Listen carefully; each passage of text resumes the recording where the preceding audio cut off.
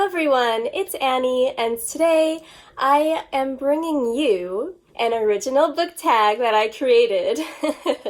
This book tag, I'm sure you can tell from the title, is all about Steven Universe. So I am hoping that some people will do this tag, and if you do, please link it down below, send it to me, let me know however you can, because I would really love to see people do this tag, and I hope that you guys enjoy. So let's get started. So I made this tag with questions for each of the main characters of Steven Universe. You guys know that Steven Universe has a ton of characters, and I didn't want to make this tag like a million years long, so I chose only the very main ones. So question number 1 is, of course, Steven. The question is, what is your favorite middle grade novel? So I have been reading a lot more middle grade this year, and I have found some books that I absolutely love, and I have a lot of books that I would say are my favorites, to be honest, but I really want to highlight Yoon-Ha Lee's The Dragon Pearl. This middle grade is so unique, and I have also read Yoon-Ha Lee's adult sci-fi, The Nine Fox Gambit, and that is just it's a little bit confusing. So I personally like his middle grade better because it's easier for me to understand. And this is a sci-fi novel about a girl who is a fox spirit, and she has to go and find her brother who has been accused of deserting the, space army, basically. So she has to infiltrate the space army, and she meets such an interesting cast of characters along the way. She is such a great character herself, and I absolutely love this sci-fi mixed with Korean mythology. I love this book so much. I think it is severely underrated, and I really recommend it. The next question is Pearl, my absolute favorite character, one of my favorite characters of any show of all time. Let's be honest, she is just the best. I love her in every way. So my question for this, I had a hard time, but I chose your favorite sci-fi novel. Pretty generic, but I love sci-fi, and I have a lot. I promise I will not say ancillary justice for this question, I promise. Two are recent releases. Of course, I'm saying multiple ones. One of them is The Ones We're Meant to Find by Joan He, which I have a review for. If you'd like more details about it, check it up there. And the other one is Project Hail Mary by Andy Weir, which is just outstanding. It is so gripping, and so many twists and turns, and so good. It is so good. It's about an astronaut who is trying to save humanity, which is a lot of sci-fis, but this is so good, and the science in it is incredible. I feel like it made me smarter. I don't know. It was just so good, and I really recommend it. But I also wanted to do a little bit of a shout out to Ann Leckie. I'm not saying ancillary justice, but I am saying Provenance, which is her book that came out after the Ancillary Justice series was written. It came out in 2017. And let me read you the synopsis. An ambitious young woman has just one chance to secure her future and reclaim her family's priceless lost artifacts in this standalone novel.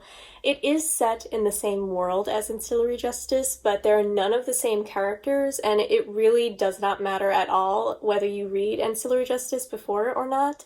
It has nothing to do with it. So, though she knows her brother holds her mother's favor, Ingrid is determined to at least be considered as heir to the family name. She hatches an audacious plan, free a thief from a prison planet, which no one has ever returned from, and use them to help steal back a priceless artifact. But Ingrid... The synopsis misspelled the main character's name. Her name is Ingrid, and her charge return to her home to find their planet in political turmoil at the heart of an escalating interstellar conflict. I really liked this book. It is quite different from Ancillary Justice. It's less of a space opera and more of like a heist novel, and it also has a lot to do with archaeology. So it's like archaeology in space? That's so cool. I really love this, and I think it definitely deserves more love. The next question is Garnet, and it is your favorite sapphic romance. So I'm gonna be honest, I haven't read that many, or at least as many as I would have liked to. I have read some, but there are so many, and it's so great that there are so many that are coming out that I just haven't had the time to get to. I am currently reading The Priory of the Orange Tree, which I am really hoping I like, but I can't say that that's a favorite because I just started it. So I am going to pick one that I read that still sticks with me to this day. Okay, let me pick two. One of them is a recent release. It is Last Night at the Telegraph Club. I'm sure you guys have heard me talk about this before, but if you haven't, it is such an interesting historical fiction novel set in San Francisco, in Chinatown, during the Red Scare of the 1950s. And it deals with the main character being Chinese American during this very tumultuous time, and also being a lesbian, which is not okay in her family, or at that time in general in society. And it also delves into the lesbian scene of San Francisco at that time and what that group of people were going through, and the relationship between the main character and her love interest was so well done. I thought it was really, really, really well written and just so beautiful. I loved this book so much. It's really, you gotta read it. It's one of my favorites. But then also I wanted to mention a book I've never mentioned here, which is Annie on My Mind. And can I just tell you that I love that my name is the same as this book? It is a classic, a lesbian classic, and it deserves it. It's quite short.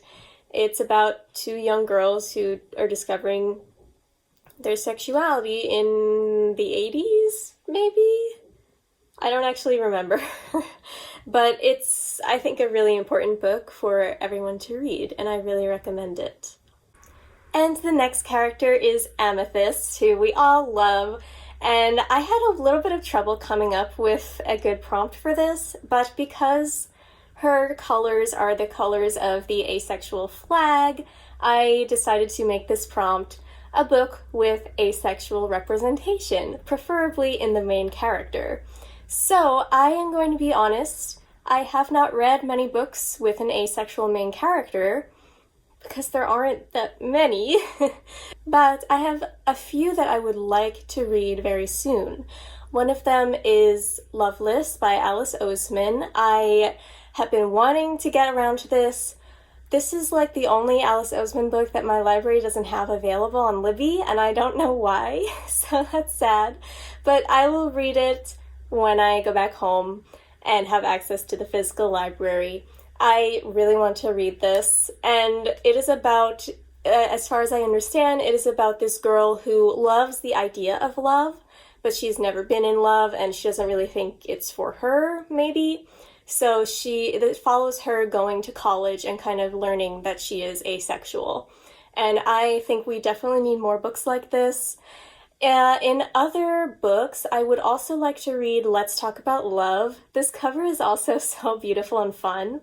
I am actually not sure what it's about other than the main character is Ace, but it's been on my TBR for so long, and I really want to get to it. The next question is everyone's favorite little green alien, Peridot, and because Peridot likes to make sculptures, I chose to make this prompt a book about art. I really like books like historical fiction, especially about art. So I wanted to recommend the book Vincent and Theo. I was so taken by surprise by this book. It follows Vincent van Gogh, if you couldn't tell, and it is based on his actual life and the actual letters that he sent back and forth to his brother Theo. His brother Theo, at least while they were alive, was the more successful one, and he would help Vincent by sending him money and so on. And learning about their relationship as brothers and learning about both of their lives through their letters was just so amazing. This book is so well written, and if you are interested in art history, or just historical fiction in general, please read this book. You won't regret it. And then if we have a Peridot question, we have to have a Lapis question.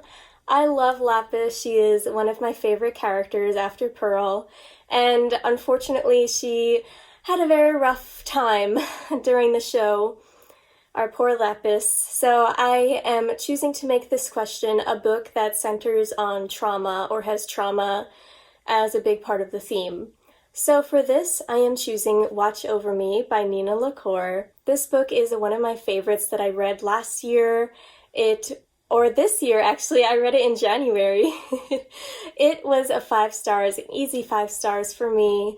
It centers on a young woman who has now aged out of the foster care system, and she goes to live on this rural farm where she is going to be the teacher for some of the younger kids who live there.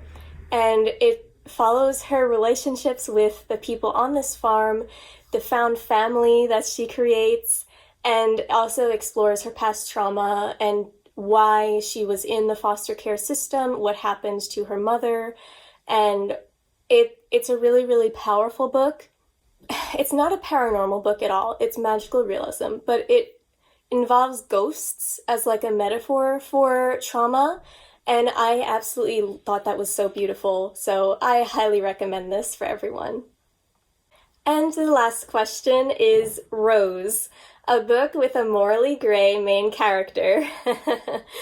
We all have differing opinions about Rose, and I debated also adding the diamonds into this tag, but I don't know what I would really make questions for them, honestly. So we're sticking with Rose. And for this question, I do love morally gray main characters. And one of my favorites is Shifeng from The Forest of a Thousand Lanterns by Julie C. Dow. I was so I love this book so much, and I did not expect to. I thought this book was going to be a generic YA fantasy / romance book, and it is not at all. The main character, Shifeng, is a peasant girl whose destiny is to eventually become the empress of the kingdom where she lives. But she's just a peasant girl, so she has to take on her destiny and make it come true. And she does so in such morally gray ways. I love her personality. Well, I mean, it's very morally gray, but I love reading about her personality and all of the difficult choices she has to make. And there's just so many twists and turns in this book, and I love it so much. You need to read it. So thank you guys so much for watching. I hope you enjoyed this tag and the questions I came up with. And again, please, if you do this tag, which I'd really like you to do, please leave the link to your video down below or just send it to me on Twitter, Instagram, wherever you can find me, Goodreads, and I will absolutely watch it. And if people do it, I would love to make a playlist of all the responses so people can watch everyone else's videos. Now, I can't really tag anyone specific because I'm not sure who has watched Steven Universe among my booktube friends or not. So, yeah, no one specific. So thank you so much, and if you enjoyed this video, please like and subscribe to my channel, and I'll see you next time. Bye!